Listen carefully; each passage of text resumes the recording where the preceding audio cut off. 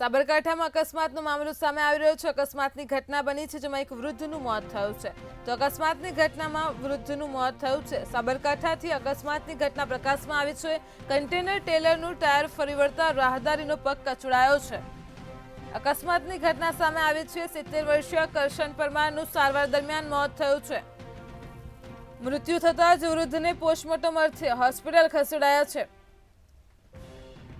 વાહન ચાલકની બેદરકારીના કારણે 70 વર્ષીય વૃદ્ધનું મોત થતાં જ ભારે રોષ જોવા મળી રહ્યો છે।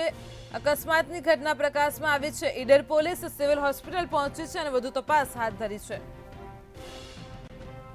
તો કન્ટેનર ટેલરનું ટાયર ફરી વળતા રાહદારીનો પગ કચડાયો છે। 70 વર્ષીય કરશનભાઈ પરમારના વૃદ્ધનું મોત થયું છે। સારવાર દરમિયાન તેમનું મોત થયું છે। પોલીસે ઘટના સ્થળે પહોંચી છે। મૃત્યુ થતાં જ વૃદ્ધને પોસ્ટમોર્ટમ અર્થે હોસ્પિટલ ખસેડાયો છે। તો વાહન ચાલકની બેદરકારીના કારણે વૃદ્ધનું મોત થતાં ભારે રોષ જોવા મળી રહ્યો છે। સાબરકાંઠામાં અકસ્માતની ઘટના પ્રકાશમાં આવી છે જેમાં એક વૃદ્ધનું મોત થયું છે।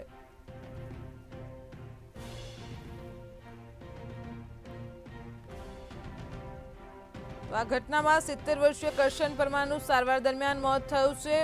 વાહન ચાલકની બેદરકારીના કારણે મોત થતાં ત્યાંના લોકોમાં ભારે રોષ જોવા મળી રહ્યો છે। મૃત્યુ થતાં જ વૃદ્ધને પોસ્ટમોર્ટમ અર્થે હોસ્પિટલ ખસેડાયો છે। વાહન ચાલકની બેદરકારીના કારણે વૃદ્ધનું મોત થતાં ભારે રોષ જોવા મળ્યો છે।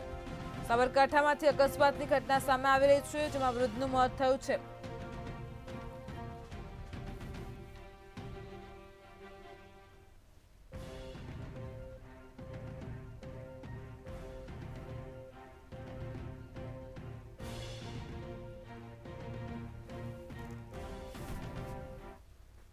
મહીસાગર જિલ્લામાં માંસની હેરાફેરી ઝડપાઈ છે। તો મહીસાગર જિલ્લામાંથી જે મામલો સામે આવી રહ્યો છે, બ્રેકિંગ ન્યૂઝ સામે આવ્યા છે।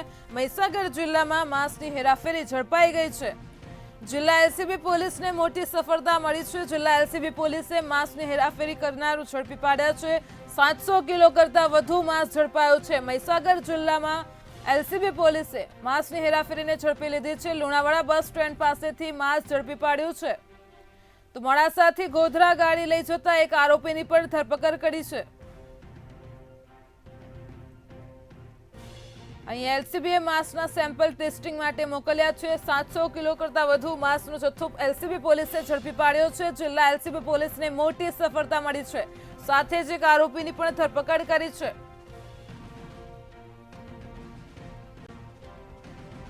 તો લુણાવાડા બસ સ્ટેન્ડ પાસેથી માંસ ઝડપી પાડ્યું છે।